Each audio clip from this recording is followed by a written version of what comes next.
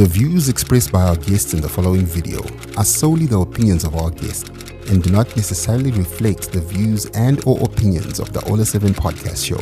Viewer discretion is advised.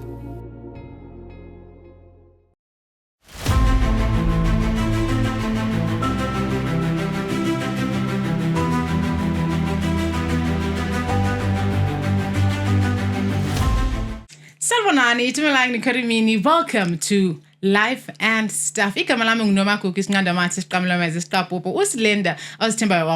know, you can just call me Noma Nice. And you know what we do right here on Life and Stuff? Your favorite people, we sit down with them and we talk about life and stuff, okay? I will repeat, life and stuff. There's no controversy whatsoever. But if you want controversial stuff, you know we have On The Sport with Ola 7. And if you like trending stories, we have trending stories with Yaya Good Vibes and Ola 7. And also, if you're a teenager and you know you want to know stuff that's happening, there's a new show as well. But if you're a sports person, we have The Spotlight with Yvonne. And we also have Genius Kids with Aisha, okay? But right now, we are doing life and stuff. Now, without wasting much of our time, today, my guest is one special woman, okay? She is a powerhouse in her own right, singer, songwriter, and a woman with a story to tell, okay? Not only that, she's also a daughter of two Zimbabwean giants, the late Chengeto Brown and Chiwoniso Maraire. Ladies and gentlemen, let's put our hands together for Chengeto Brown! Hello. The introductions are always so dope. Like, honestly, no one can top you, I swear. I always make sure. You always make sure, yes. I've got to make you feel special because you are special. Thank you. You look so pretty, baby I receive. girl. I feel good. How have you been? Blessed. Mm-hmm. Just blessed. I'm just going to... Blessed. Okay, how's you know the what I little mean? one doing? The little one is he's not good. so little anymore. No, my gosh, grade 1, getting big. But just, you know, everything in life is really aligned right now. And it feels really good to just be doing intentional things. So I'm feeling good. How's the school run going? Girl. My friend was laughing at me the other day because apparently I messaged her at like 6 a.m, but because I'm already up from like 5 a.m, I'm assuming the rest of the world is also up at that time. She's like, girl, not all of us have kids. And I'm just like, oh, sorry, by the way. But you get used to it. Yeah. Yeah. All right. So if you were to talk about motherhood, what has been your like special moments? Oh my gosh. And the hardest as well, because I think if we hear both sides. Oh my gosh. I think that every moment is special, honestly, with my son. I like to just take in and be present for almost every single moment. I do think that obviously there are hard moments where maybe sometimes you're dealing with a tantrum or you're dealing with a very sensitive child or you're dealing with a sensitive issue that requires you to be a gentler parent than what you know. So there's just like those moments, I think, in motherhood where like I find myself trying to do better than what was done with me as a child so that he just has, you know, a better time expressing himself. But then sometimes it's a lot, but I'm very grateful because I come from a very big family. So whatever I can't handle, I will call Auntie Ningi and Uncle Ningi. And I will be like, guys, can you please advise me? So it's cool. And you know, when they say it takes a village, it really does take a village. But every single moment is special. I can't nitpick one specifically. Like, that's my best friend. Aww. Like, I always say this. Like, this guy's, like, my son is literally my best friend. Like, we just, we love to hang out. Exactly. Okay, so you talk about anything and everything with your son. He's like... Right there. Okay, obviously not everything. Yeah, not everything. But yeah, we have that kind of relationship. I think that in our culture, we were raised a lot differently. Sure. You know what I'm saying? And a lot of the times you couldn't really be as vocal as you wanted as a child, you know? And I've got times where certain family members that are in the elderly range, when they hear the way we communicate, they're like, okay. And I'm just like, no. We know what we're doing, you know, but also it creates room for your child to feel like they can trust you even with their not so great emotions and not so great reactions. You know what I'm saying? Instead of the child being completely fearful and not being able to be open, I prefer for him to be able to. So we talk about everything. We talk about everything. Yeah. So if you were given a chance to sit your mom down and talk to her about parenting, especially how she parented you, What would be some of the things where you say, girl, no, this one, X, this one, X, this one, yeah, it's fine? I think, oh God, how do I even say Norma. Norma. Okay, no, I think for me, oh, God bless my mom. May she continue to rest in peace. I think for me, I would probably say just make more time. You know, my mom traveled so much. She traveled so much. So, you know, like certain things she wasn't able to be there for, you know, that, these were the sacrifices she had to make. So, for example, when I was inaugurated as a prefect, she couldn't make it. And I was so gutted. I was so gutted. And we'd been talking, she was in Japan or something for some tour with some Japanese band, you know, introducing the beer to the Asian side of the world. So obviously it's like you can't be mad because you're like, mom is working. And obviously when she gets back, it's going to be, hey, it's going to be great. But then you want your parent there. So I don't know. I think that would be the only thing I would have asked and just been like, I wish you did that different. Because with me, I've made it a point. Like I'm obviously now more ready to get back into the music scene now that my son is older. And I feel like I can let him off into the world now and get back to what I was doing. But I would definitely just be like, girl, you should have just made a little bit more time because the moments are just so fulfilling. And now, because you are in the same industry as your mom, looking at it now, do you think you're going to be able to do better with your son in terms of you traveling and all? Because you've been out, but you're getting back and it's going to get busy. It's going to get busy. It's going to get busy. What I love is that because of now the kind of relationship I've built with my son, we communicate. So like he knows mom is going to work. Mom is not here with me because she doesn't want to be with me or because no, she's working. So now getting older, I do understand my parents more. I'm just like, okay. But I mean, the communication back then was a bit different. It was a bit different. And also I just didn't even have the chance to communicate this because they were always working. You know what I mean? And you know, my mom would just be like, oh, I'm going to work in like 6 months. And you're like, oh, okay, cool. Then you ask you like, is there something that you don't have? You know, you have everything. So if I don't work, we will stop. And rightfully so, because I imagine their parents, our grandparents were even more hectic. So it's all about just like generational growth and learning how to do it better. So yeah, I think more time. And speaking of your parents, obviously these are like the Zimbabwean giants. We cannot have a conversation about Zimbabwean music without mentioning them. Right? Absolutely. The pressure of you then living up to the standard of I love your parents. This question. Is it something that you've ever had at all? Can I be honest with you? You know, for the longest time, I used to say, oh, it doesn't matter. Oh, and then at some point, I think I was like, how old am I now? I'm 29. I think I was like 26 and I felt it. And it was a lot. And I was like, no, I can't. I think I just need to take a step back and just like reinvent who I am. And then you get to a point, now that I'm older, I'm a lot more calmer. I've prayed a lot more in my life now. So certain things that used to confuse me make a lot more sense. So it's like, obviously, it can't really be pressure because I was made from these two people. Saka, if I choose to, you know, then I can go down that route. But I would love to think that because I was made from such, like my dad was the first of his kind. My mom was the first of her kind to do what they did in the way that they did it. So I would like to imagine that I'm going to be the first to be of my genre, of my type of thing. You know what I mean? Yeah. I think the pressure is dissolved. I'm not really, I'm aligned with it now. Let's put it that way. Let's talk about the pressures also of being born into the limelight. Girl. You didn't choose it. You were just born into ND. And Chiwaniso as their child. You're already born into the world. Everybody, you're right there in their eyes. How would you say that has affected you, either in a bad way or in a good way? I think if I'm going to be completely blunt with you, it's had both effects on me. I think at some point, there's moments where I sometimes think like, okay, what if I wasn't born into a musical family? What would I have done with myself? You know, which then also is like not really realistic because I was born into a musical family. So it's like I also have my responsibility and the legacy to complete and continue and progress in whatever way that looks like, but it's still an intentional, curated artistic experience. You know what I mean? So then now looking at it, I'm just like, I don't think there was any way this was going to go besides me doing music. Even if I tried, I just don't think, you know.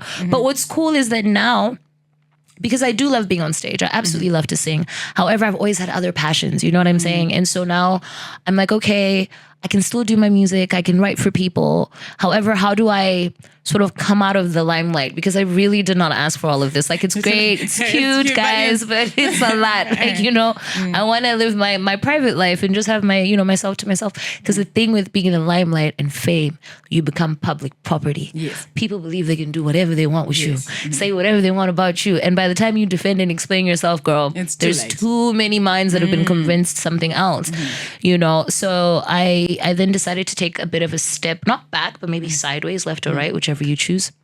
And I started curating events. So I've had events that I'm a part of. There's a one called Food X Art. There's one called Expressions. And I come in as an artist manager. I come in as a stage manager. I'm the behind the scenes person. When you guys see everybody on stage, I'm like, I want to be behind, because I still get to be connected to the artistic stuff and the music stuff, but I also get to take a break because it can become overwhelming.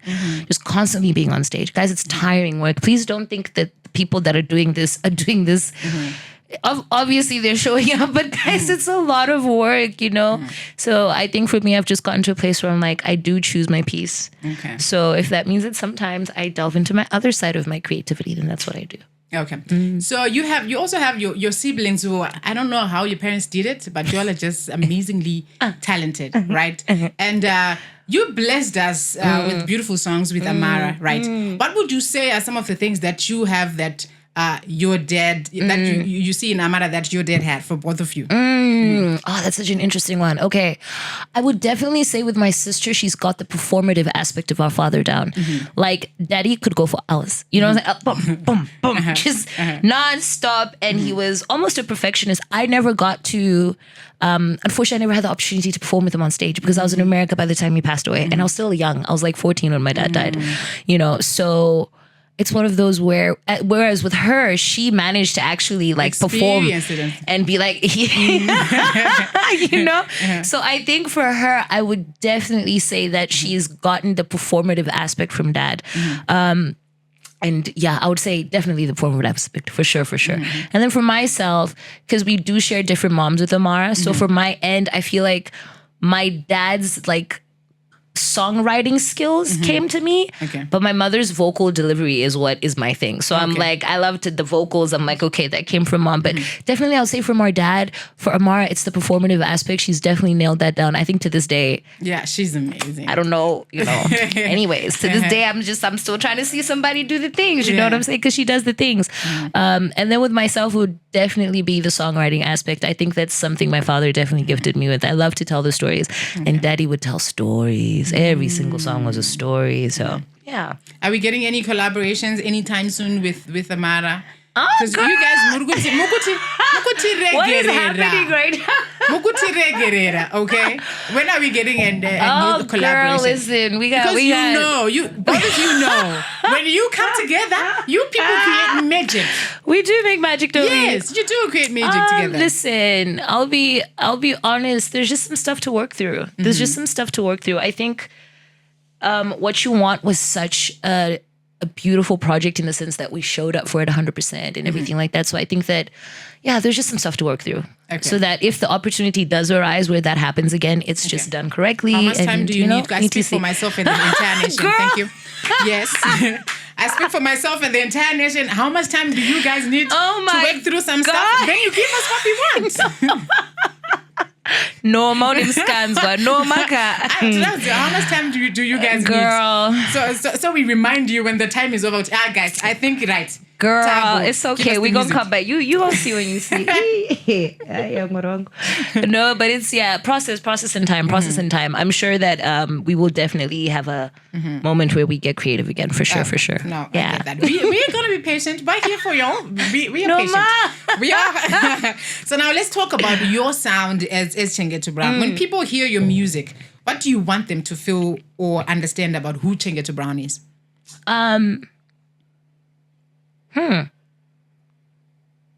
Honestly, there's like different aspects. I think for my music, I want people to feel emotions, like whatever emotion that is that you take from what I'm singing and I'm saying to you, I just want you to feel. Because I feel like a lot of the music these days, you're not feeling, you're just listening. You're not really, you're not feeling, you know what I mean? And also like to know that none of my stories are perfect. It is messy over here. It's so messy. It's not perfect. It is the grunge. It is the tears. It is the too much laughter. It's like, you know, all the feelings. Like, I just want you to see that when you see my music, when you hear it. And which is why I'm so excited about the album, man. Like, the album is just going to be crazy. The stories we're telling. The album is called Lucid Love Letters. And it's just going to be just truth. And I want you to feel truth. I want you to see honesty. I don't want you to see something that looks like, oh my God, we got it so perfect and we got everything right and we made me look like a dog. No. We want to get messy. I feel like 2026 is the year for me to finally put out my messy music and be like, no, man, this is real because it's coming from such a real place. Yeah, I just want people to feel, man. Okay. Yeah. So what themes are we exploring in this new body of work? A lot of self-accountability, a lot of awareness, a lot of confrontation. Okay. Girl, and it's like a lot of like just a lot of honesty, you know. One of the songs I'm really excited, should I tell you guys this? Yes. Let me just, I'll give you the scoop. One of the songs I'm really excited about that's actually going to be dropping sooner than you think is a collaboration with Takura. Ooh, girl. I cannot imagine how that's going to sound. Girl, and the song is called Trouble. And Wow. guys, Wow. let me tell you something. When is it coming out? I can't tell you. You just go ahead to see, you know. But one of the reasons I'm so excited about that song is because I literally talk about somebody being trouble coming into my life and how I need to figure out a way out. And it's like, you know, as women, we have this tendency. We know not to do it. We know when we see the first sign, you're like, I shouldn't have. No, I shouldn't. This guy is probably going to be. We know. But then we believe. Because I think women like to think that they're fixers. You start to think maybe I can fix it. No, I can change him. If I just tweak this and tweak that, he'll realize. So Trouble is literally talking about that. And that's the conversation I'm having with Takura. I'm just like, you know, and he responds in the way that he responds. I'm not saying too much, you know, but it's like a conversation basically like acknowledging you were trouble knocking at my door and now I need to find myself a way out. You see what I'm saying? Like really being honest. And like there's a couple other collaborations. I don't want to get into too much of it, but that one. I'll give you that one because that's the one's coming up next. You know what I'm saying? But I'm really excited for the project in its entirety. And again, it's called Lucid Love Letters. So these are letters that are love letters to myself in my lucid form right now. And in my, you know what I'm saying? And I want to be lucid for the love that I want to experience. I want to be fully immersed in it. But sometimes I'm the problem, you know what I mean? Nice. We love a girl that's very accountable. You know what I'm saying? That. And sometimes I romanticize. Like I need to stop romantic. So these are things that like I'm talking about in most of the songs in the album. It's an 8-track thing. So just look out for that. It's going to be so exciting. Now, speaking of relationships and everything, how has it been dating as Chengeto Brown? I absolutely hate it. It's the pits. It's just because the thing with me also is like I don't really date artists. Like it can't be two of us in the house, bro. It doesn't make sense. You know what I mean? Then the other one is also coming. It doesn't make any sense. And then obviously because I have to catch myself there. Hold on.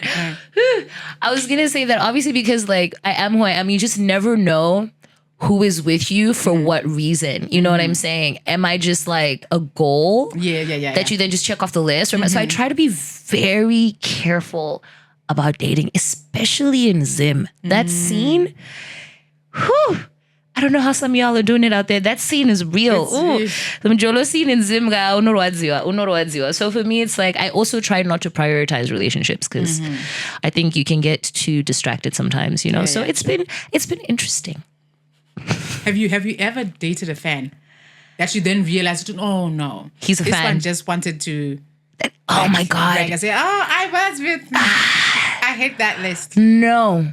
I've never dated a fan because I can smell it from afar. Oh. I can smell it from afar, which I don't know if it's a good thing. Because then me, I'm happy to be with the guy who doesn't even know my songs, and he's like, "Oh, what?" You know. What do you But do? at the same time, no, I can never. No. I can see that from afar. I've never put myself in such a awkward. But I'm friends with my fans. I'm cool with that. Okay. So leave it there. outside of the studio, who's Chengeto Brown? What do you do to stay grounded as an artist and as a woman? Oh my gosh. Like, what are my hobbies? Like, what do I do? Yeah. I love to garden.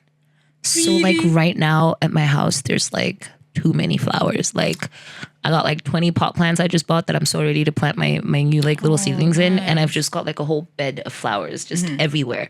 And I talk to my flowers, as crazy as that sounds. I'm literally like, guys, today's going to be a good day. Like, it really does ground me. I love gardening. I love to cook.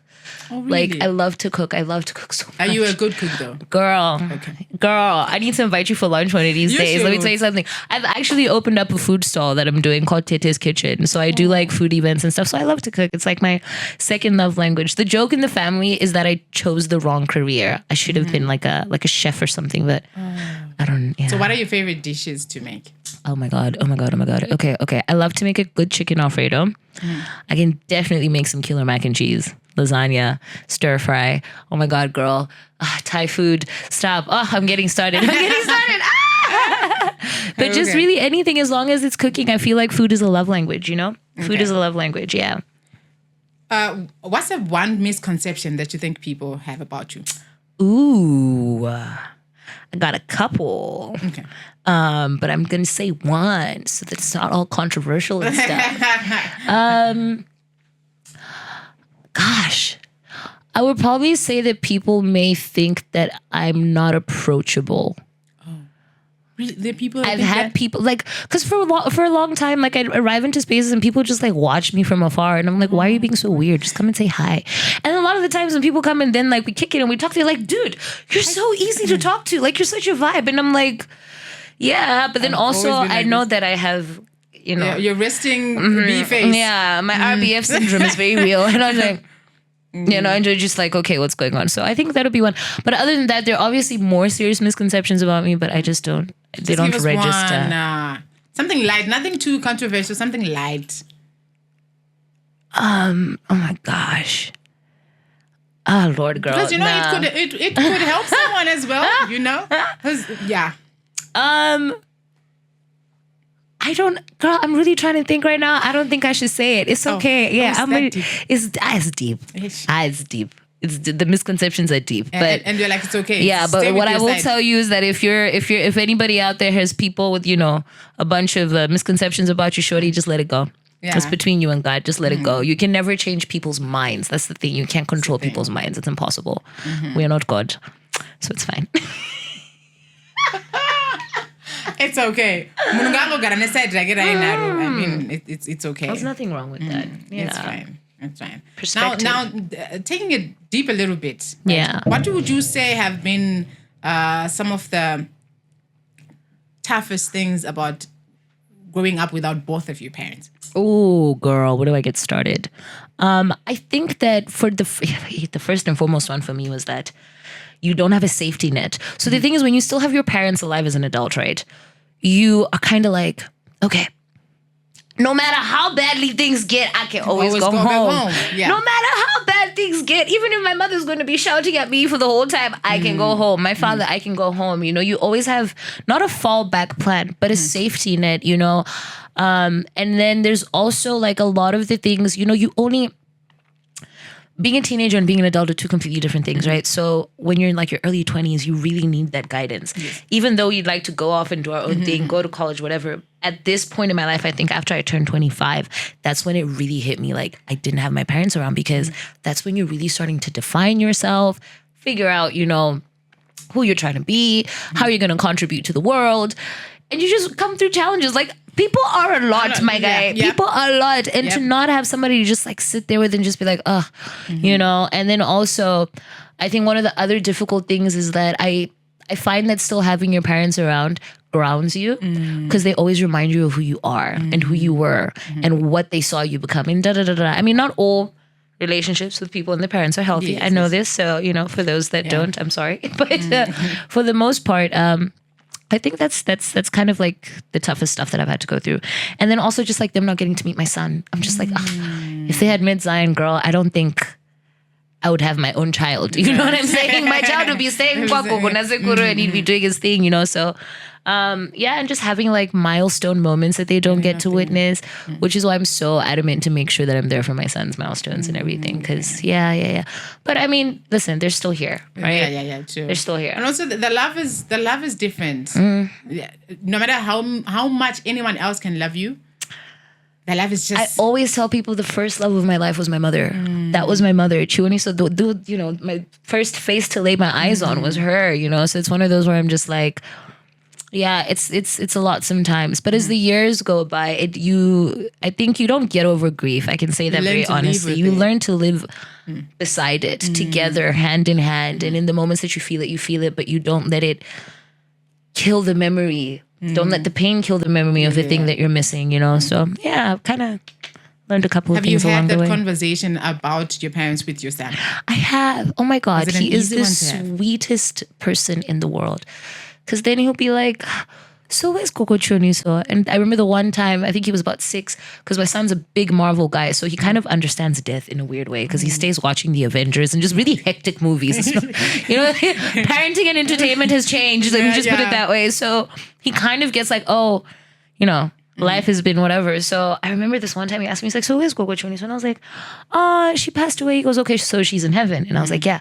Then he goes, okay, am I sekuru? And I was like, same thing. And then he goes, okay. And he goes, I wish they were here for you, but it's okay, I'm here. Like literally, this was my son at 6 years old. And I was like, you're so intuitive. And then the cool thing is that he remembers that they're not here, but he speaks of them as if they're still here. So he'll be like, for example, if my mom's song just starts playing on the radio, then he's like, is that my Gogo Choniso? That's my Gogo Choniso song. Did you know she's in heaven now? But that's my Gogo Choniso. And I'm just like, I did it. I kept the memory alive somehow. And the cool thing is, like, when I watch him, he's just like such a mixture of almost everybody I've lost, honestly speaking. Like, he literally has tendencies with my dad, tendencies with my mom, tendencies with my late little sister. And I'm just like, I see what you guys did. So it's really exciting to have that kind of kid that you can have those kind of conversations. And he just kind of gets it, man. And how is his relationship with his father? Ooh, girl.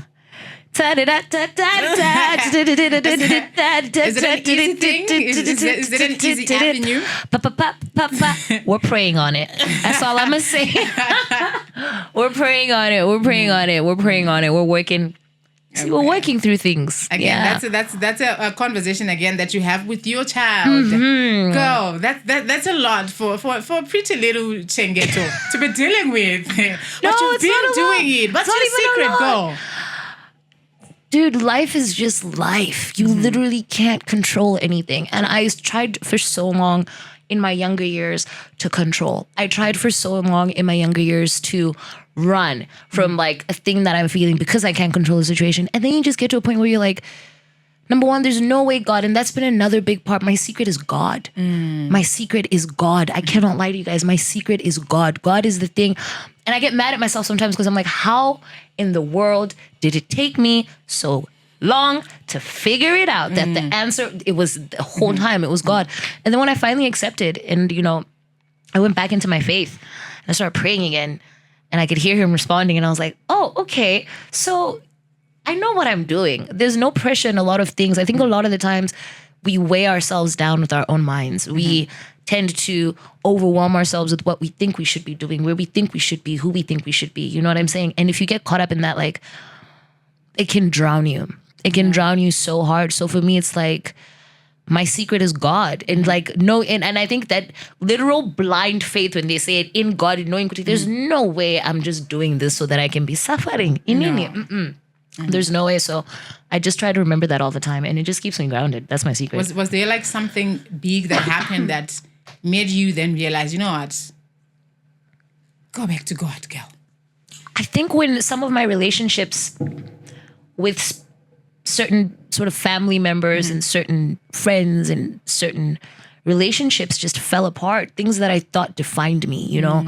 And when I look back at it, I'm so happy that, not happy, I guess happy is not the right word to use, but I'm grateful for the way that things played out, because once God isolates you, girl, I don't know. He just sculpts you different when you come back out. You just get sculpted a little bit differently. And I think I really needed to figure out who Chengeto is outside of everybody else. And once God was like, okay, you're ready to find out who you are now? Come, let's talk about it. You know what I mean? Okay. So, yeah. And having those moments, there's also that time where I think we spoke about this earlier, where you then sit with yourself and you're like, my God, that was you. You're the one who was wrong in that space. That's what God does to you. Would you say it's an easy space to get into where you are honest with yourself and you say, no, girl, I think the longer you take to get there with yourself, the more miserable you're going to be. Do you know how many people are miserable, bro? Girl, let me tell you something.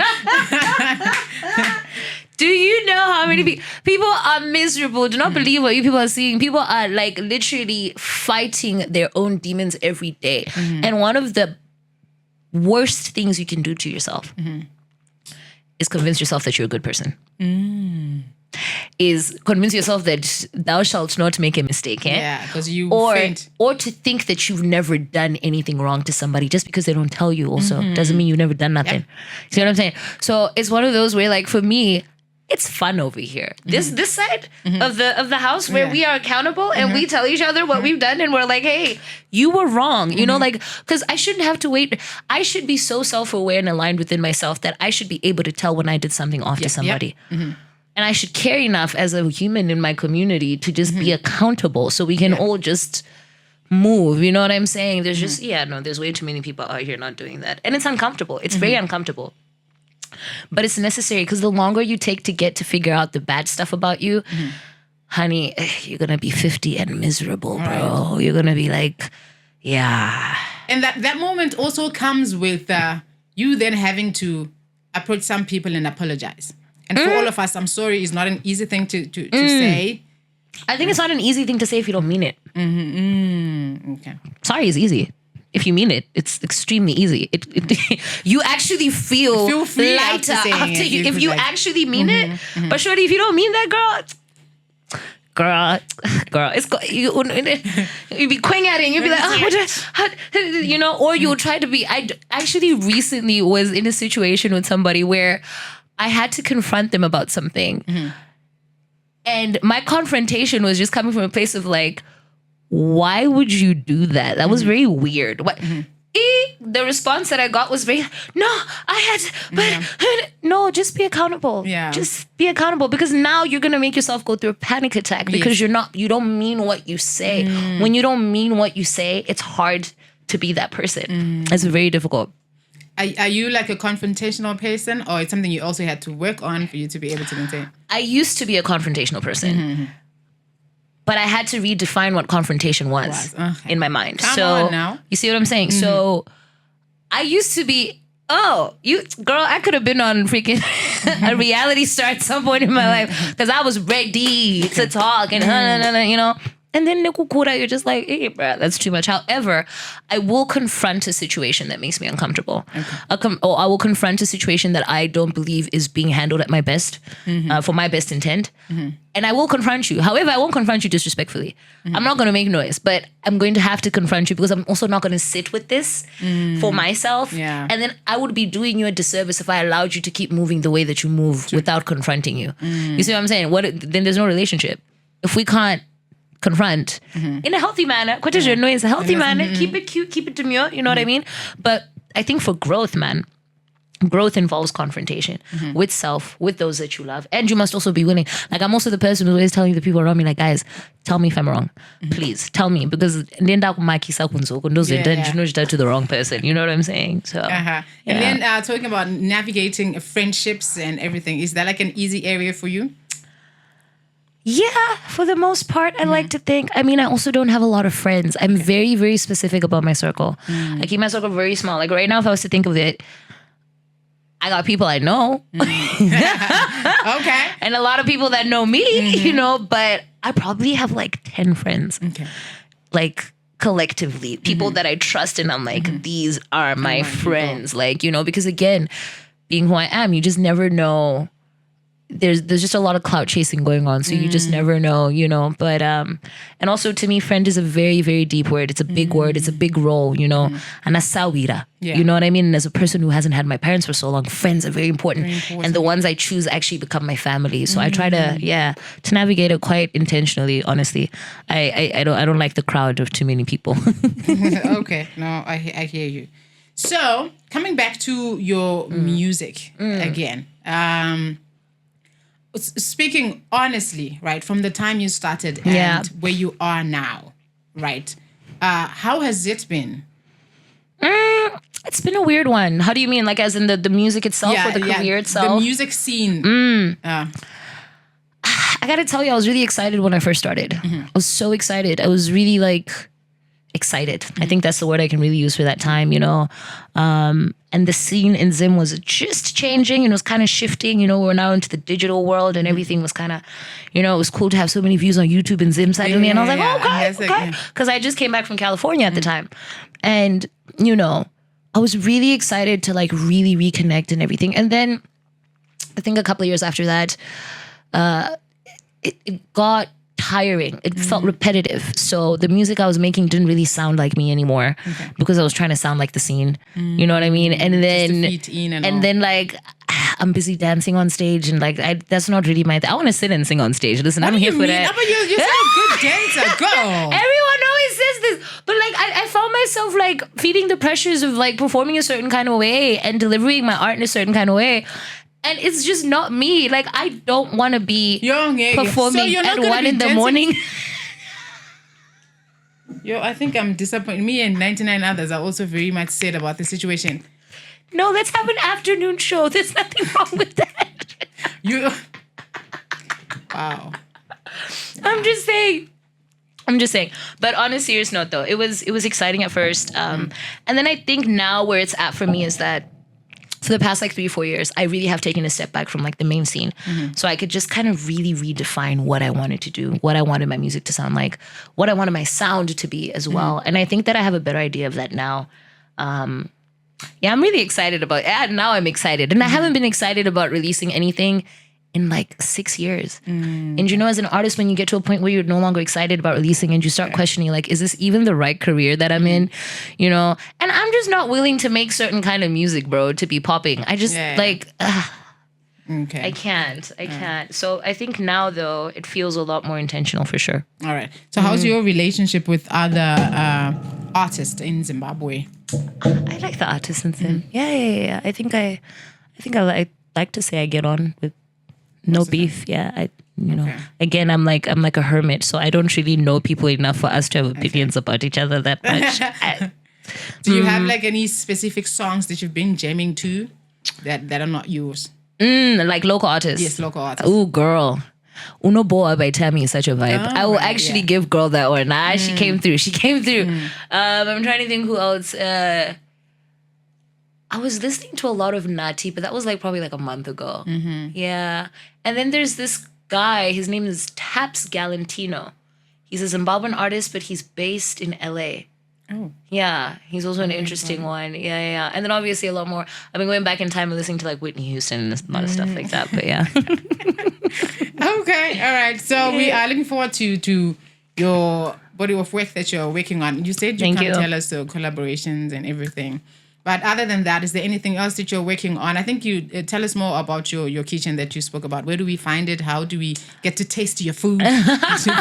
Well, we usually go to like different festivals and stuff, but there is a specific festival called Food X Art that is ran by myself and the founder, Chef Kola. Ooh, and it's like it's like a super duper awesome day food festival with art and everything. So getting into that has been really cool and expanding the growth and everything. So when the next one's out, you guys look out for the flyer and then come through and feel all the vibes. It's such a vibe. Such a vibe. You should come to the next one. Definitely. We'll do that. So other than that, what else are you working on and where do we find it?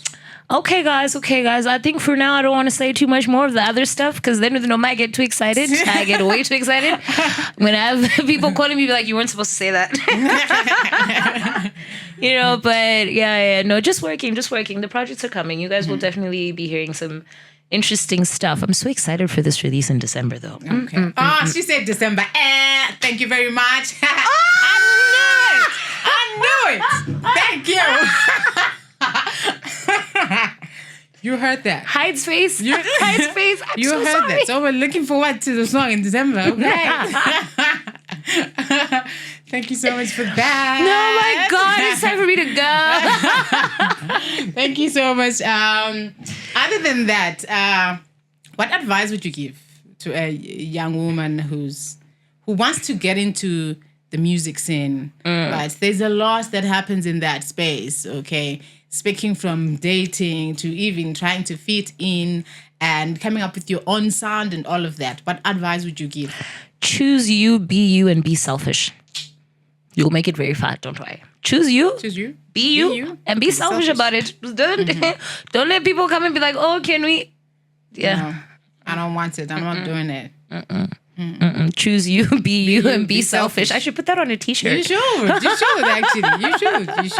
You should. Anyway, thank you so much for coming. Thank you for having anything me, else that we girl. left out that you would want us, your fans, to? Oh, actually, I wanted to ask you. Are you? No, don't worry, it's safe. It's you. Okay, fine. No, it's safe. Okay. Are you like active on social media like that now? Because I know you disappear, Pela. I actually am back on social media now. I had to take a break because I was having like social media is hectic, guys. is. You know, it's either you just get it or you don't. And then it's like, I don't know. I'm gonna try to get back into it, but I just feel like I'm such an energetical person. And going back to that like public property thing, and then it's like I don't like the fact that I have to think about what I have to post or that I have to have a schedule or something to post, and then I have to my content, and then oh my God, and then half the time social media is also great. Don't respond get to me wrong, people it and is a everything. tool. It is a tool to, and those that do it well, mwah, please, all your flowers. Like you do it well, like you guys do it well, amazing. But for me, I just feel like the more you post, the less connected you are to people. I don't know how to explain it, but I just feel like it's like you're putting on a face sometimes, you know, when you do it. And I just like to be so, but I'm relearning. Obviously, I have to catch up with the times. I'm relearning. Soon Yeah. I'll be like a TikToker. Yeah, because I know you can, but you've got to find the skill I somewhere. know. You have the skill and you just don't want to use it. It's like you saying, It's okay, what I okay. was about to say, it's like you saying to God, you know what? Yeah, you gave me the talent to dance anyway, but I didn't want it. Yeah. You can take it back. No, I Literally. feel you. But I'm back on social media. I had to take a break. It became a bit too hectic also. Let's just put it that way. It's Okay, just, yeah. but you're back again. I'm back. Okay, don't make me... No, you won't look for me again. It's okay. You're All going right. to get tired of seeing me on your socials. It's fine. All right, cool. So for those that are seeing you for the first time and they want to follow you, what are your social media handles? My social medias are Chengeto Official. You will find me everywhere. Same one for everything. Just Chengeto. And for those that want to Chengeto. work with you, maybe how do they get in touch with you? Do you have like contacts on your... Contacts are on the bio for the socials. Yes, ma'am. Okay. Yes, ma'am. All right. So there you have it. We had Chengeto Brown in the studio. It's been great. It's been amazing. I sent through your comments. Okay. If for any reason you want her to come back again on Life and Stuff, okay. Oh. Comment section. Also write whatever question you want to ask her. Okay. All right. But we keep it cute on Life and Stuff, okay? We Demure. don't- Yeah, exactly. Demure. Thank you. So do that. But right now, please make sure that you also follow her on all her social media platforms. She said there's music that's coming. Specifically, the one that I'm also looking forward to is the one that she's done with Takura. And obviously, that's going to be fireworks. And she said it's coming out in December. Thank you. December, akadarika song isina kubuda. Sirukenda ku social media yake saka nomviringa. And it's because she said it. December. We're looking forward to it. Yes, ma'am. Thank you for having me. With that said, thank you for tuning in. Do make sure that you subscribe, like, comment, share, and do all the things that need to be done. From me, Chengeto, and the crew behind the scenes, it's goodbye for now. See you next time. Bye.